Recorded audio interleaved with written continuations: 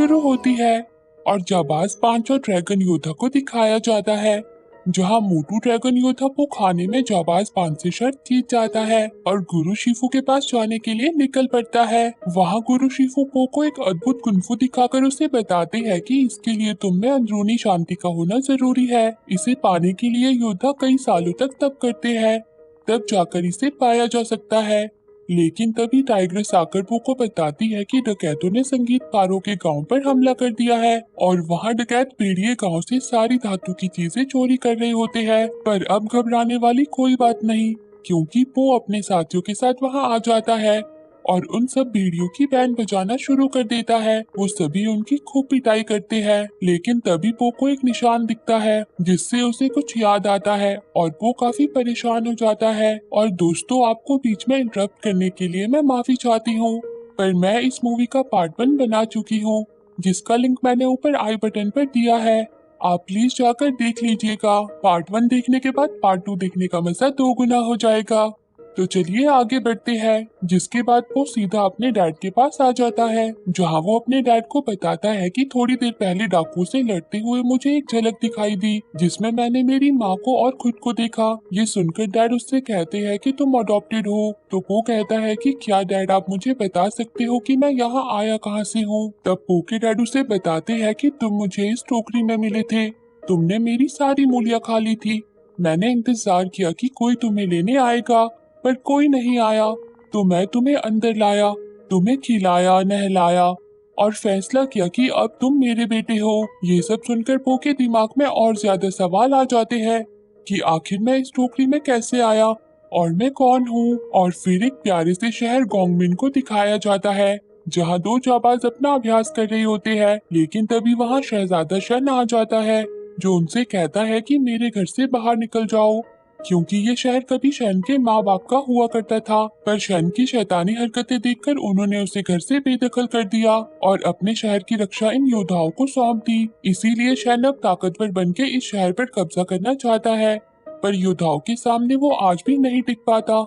लेकिन तभी वो अपने धातु से बने हथियार से योद्धा पर वार कर देता है, जिसकी खबर गुरु शिफू को मिलती है कि सबसे जाबाज योद्धा को शन ने मार डाला और उसके साथी योद्धाओं को कैद में बंद कर दिया है। उसने एक ऐसा हथियार बनाया है जो धातु निगलता है और आग उगलता है, और अगर उसे रोका ना गया तो ये कुंफू का खात्मा होगा। तब गुरु शिफू अपने शिष्यों को जाकर उस हथियार को तबाह कर देने का आदेश देते हैं, जहाँ रास्ते में पो के डैड पो को रोक के उसे रास्ते के लिए खाने का सामान देते हैं और वो नहीं चाहते कि पो उनसे इतनी दूर जाए। वो कहते हैं कि तुम मेरे बेटे हो, पर आज पो उनकी इस बात का जवाब नहीं देता, क्योंकि अब वो जान गया था कि वो उसके असली डैड नहीं है।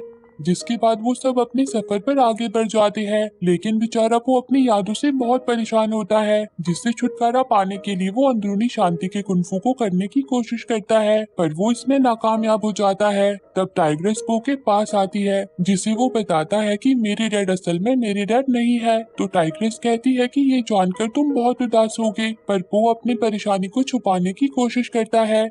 जिसके बाद वो सब अपनी मंजिल गोंगमिन शहर पहुंच जाते हैं, जिसे अब शन ने अपने कब्जे में ले लिया था। वहां शन कहता है कि इस हथियार की मदद से पूरा चीन मेरे कदमों में झुकेगा।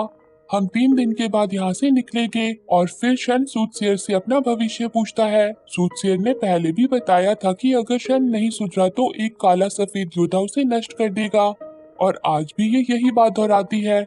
तब शन कहता है कि ये नामुमकिन है, लेकिन तभी शन का सिपाही उसे बताता है कि मैंने एक पैंडा को देखा और ये वही डकैत होता है जिसे पो ने संगीतकारों के शहर में पीटा था। तो शन कहता है कि अब कोई पैंडा नहीं बचे हैं, लेकिन अगर है तो उसे मेरे पास लेकर आओ। और वहाँ अब पो भी अपने दोस्तों के साथ शहर में घुस जाता है, और यहाँ भी पो अपनी उल्टी पुल्टी हरकतों से बाज नहीं आता। और फिर वो सब योद्धा ऑक्स और योद्धा क्रो को बचाने के लिए जेल के अंदर आ जाते हैं, लेकिन वो दोनों जेल से बाहर आने के लिए मना कर देते हैं। वो कहते हैं कि वो हथियार हम सबको खत्म कर देगा, पर बेचारा वो फिर भी उन दोनों को कैद से बाहर निकालने की कोशिश करता है, लेकिन वो दोनों योद्धा उसकी एक भी बात नहीं मानते। तब वो थोड़ा गुस्सा होकर कहता है कि ठीक है, आप लोग डर के इन सलाखों के पीछे रहो, हम शन का सामना करेंगे। लेकिन तभी शन के सिपाही वहां आ जाते हैं, जिनकी पो के दोस्त बैंड बजा देते हैं। पर उनमें से एक सिपाही भाग निकलता है, जिसे पकड़ने के लिए पो और उसके साथी उसके पीछे लग जाते हैं, जहाँ रास्ते में उन्हें बहुत सारी कठिनाइयों का सामना करना पड़ता है। पर फिर जैसे तैसे करके वो उस सिपाही को पकड़ ही लेते हैं, लेकिन उसे पकड़ते पकड़ते वो सब शैन के महल पहुंच जाते हैं, जहाँ बहुत सारे भेड़िए उन्हें घेर लेते हैं। जिस पर वो कहता है कि हम हार मानते हैं, क्योंकि पो के दिमाग में कोई दूसरी खिचड़ी पक रही होती है। और फिर उन सबको शैन के सामने लाया जाता है, जहाँ सूटसेर पो को देखकर कहती है कि तुम तो काफी बड़े हो गए हो, और तभी पो एक खिलौने को हथियार समझकर उसे तोड़ देता है। लेकिन उसकी आंखें फटी की फटी रह जाती है जब वो असली हथियार को देखता है। तब शैन पो का मजाक उड़ाने लगता है और कहता है कि जिंदगी भर बदला लेने की तैयारी की और अब सर झुका रहे हो। जिस पर वो कहता है कि नहीं तो मेरे पास सारी जिंदगी नहीं थी, हमें तो कुछ ही दिन पहले तुम्हारे कारनामों के बारे में पता चला है। ये सुनकर सूटसेर कहती है कि तो क्या तुम किसी और बात का बदला लेने नहीं आए हो? तो क्या तुम कुछ नहीं जानते? और तभी शैन उन सबको मार डालने का आदेश देता है, जिस पर पो का दूसरा प्लान काम कर जाता है, जो कि मैट्रेस को छुपाकर बाहर रखने का था। जिसके बाद वाइपर सबकी बेड़ियों को खोल देती है और वो सब शैन के हथियार को नष्ट कर देते हैं, और पो भी शैन पर हमला करता है। लेकिन फिर से उस निशान को देखकर पो को कुछ याद आता है और तभी शैन वहां से भाग निकलता है, और उसके पास वैसे और भी बहुत सारे हथियार थे, जिससे वो उन सबके ऊपर हमला शुरू करवा देता है। पर पो और उसके साथी किसी तरह उसके हमले से बचकर वहां से निकल जाते हैं। तब शैन अपने सैनिकों से कहता है कि हमें अभी चलने की तैयारी करनी होगी, हमें जहाज में सामान भरना होगा। और वहाँ पो और उसके साथी फिर से ऑक्स और क्रो के पास पहुँच जाते हैं, जहाँ टाइग्रेस पो से कहती है कि शैन तुम्हारे कब्जे में था, फिर तुम्हें क्या हो गया?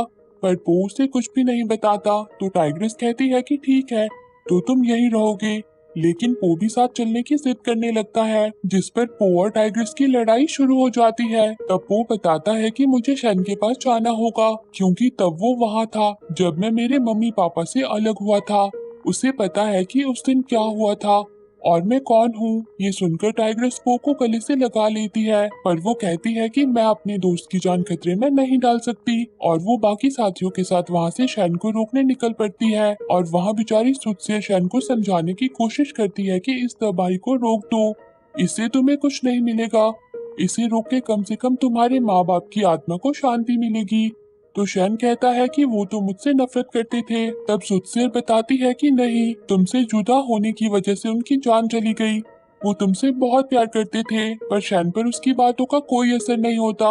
लेकिन अब शैन सूटसेर को आजाद कर देता है, और वही टाइग्रेस और उसके साथी भी शैन को रोकने वहां पहुंच जाते हैं। वो उस जगह को तबाह करने का प्लान बनाते हैं, लेकिन वो भी कहाँ रुकने वाला था, किसी तरह वो भी वहां पहुंच जाता है और शैन के पास आकर उससे पूछता है कि उस रात क्या हुआ था। जिस पर शैन बोलता है कि तुम्हारे माँ बाप उस रात तुम्हें छोड़कर चले गए थे। और वहाँ टाइग्रेस और उसके साथी उस जगह को उड़ाने का पूरा इंतजाम कर देते हैं, लेकिन जब वो पो को वहाँ देखते हैं तो उन्हें अपना प्लान कैंसिल करना पड़ता है, और पो और शैन में लड़ाई शुरू हो जाती है, और पो शैन से जवाब मांगता है, जिस पर शैन कहता है कि तुम हकीकत सहन नहीं कर पाओगे, तुम्हारे माँ बाप तुम्हें नहीं चाहते थे। और फिर वो पो पर अपने हथियार से हमला कर देता है, और कुछ पूरा होने की भनक गुरु शिफू को भी लग जाती है, और वहाँ पो पानी में बहता हुआ सूटसेर के पास पहुँच जाता है, जहाँ वो पो की जान बचाती है और कहती है कि हैरानी है कि तुम्हें कुछ भी याद नहीं। पर तभी पो को उसका बचपन याद आने लगता है, जिस पर सूटसेर कहती है कि ये एक फलता फूलता गांव था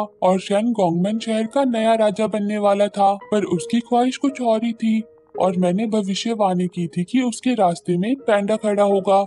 जिस पर पो को याद आता है कि शैन ने ही सबको मारने का आदेश दिया था, जिससे बचाने के लिए पापा ने माँ को मुझे ले जाने को कहा। और फिर पो गुरु शिफू के सिखाए शांति कुंफू को करता है, जिससे उसे सब याद आ जाता है कि कैसे माँ ने मुझे बचाने के लिए उस टोकरी में रख दिया था, और ना चाहते हुए भी उन्हें मुझे छोड़कर जाना पड़ा। ये सब जानकर पो बहुत उदास हो जाता है, जिस पर सूटसेर उसे समझाती है कि माना तुम्हारी कहानी शुरुआत में अच्छी नहीं थी, पर उससे तुम्हारा वजूद नहीं बनता, ये तो बाकी की कहानी तय करेगी कि तुम क्या बनना चाहते हो।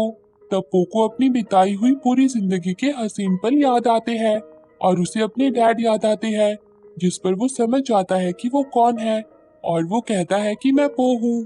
और वहाँ शैन ने पो के सभी साथियों को कैदी बनाया होता है, और शैन उनसे कहता है कि बंदरगाह पहुँचने पर पूरा चीन मेरे कदमों में होगा, और वो अपने सभी हथियारों को लेकर आगे बढ़ जाता है। और अपने रास्ते में आई हर चीज को तबाह कर देता है। लेकिन तभी टाइग्रेस देखती है कि वो वापिस आ गया है और अब वो काफी गुस्से में होता है और वो जल्दी से आकर अपने साथियों को आजाद करा देता है। जिसके बाद वो सब मिलकर सिपाहियों की बैंड बजा देते हैं और अब योद्धा ऑक्स और योद्धा क्रो भी उनकी मदद के लिए पहुंच जाते हैं, क्योंकि गुरु शिफू को वो ना नहीं कर पाए। लेकिन अब शन उन सब पे हमला कर देता है, जिसमें टाइग्रेस पो की जान बचा लेती है और धमाके की वजह से सब पानी में पहुंच जाते हैं। वो देखता है कि उसके सभी साथी ठीक है और अब वो शन को रोकने के लिए अंदरूनी शक्ति कुंफू का इस्तेमाल करता है और उसके किए गए हर वार को रोक देता है, जिसे देखकर सबके होश उड़ जाते हैं और वो शन के गोले से उल्टा उसी की बैंड बजा देता है और फिर आखिर में शन का भी खेल खत्म हो जाता है। जिसके बाद वो टाइग्रेस को गले से लगा लेता है और सभी बहुत खुश हो जाते हैं और अब वो अपने डैड के पास वापिस आ जाता है और उनसे कहता है कि मुझे पता चल गया है कि कैसे मैं उस टोकरी में आया था। मैं जानता हूँ कि मैं कौन हूँ, मैं आपका बेटा हूँ। ये सुनकर पो के डैड की खुशी का ठिकाना नहीं रह जाता और इसी के साथ ये मूवी एंड हो जाती है। तो दोस्तों, आपको ये मूवी कैसी लगी कमेंट करके जरूर बताना और रोज ऐसी ही प्यारी प्यारी मूवी देखने के लिए मेरे चैनल को जरूर सब्सक्राइब करना। जी हाँ, सही सुना, मैं आपके लिए रोज एक प्यारी सी मूवी लेकर आऊंगी ताकि मेरे दोस्तों के साथ प्यार बना रहे। Thanks for watching.